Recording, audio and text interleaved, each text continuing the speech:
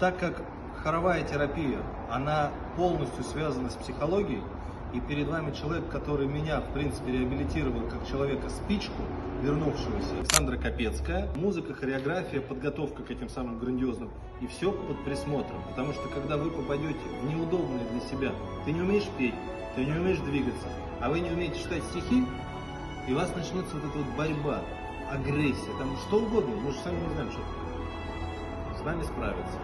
Мы наладим соответствие от того, что с нами происходит, да, в ответ на события по смыслу, по времени, по амплитуде. Мне тоже больше. Хорошо, ну сейчас понятно, о чем я говорю. То есть вот это происходит спонтанно. А если я сейчас дам велосипед, поедешь?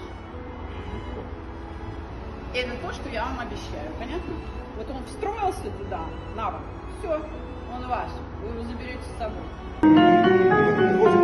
Don't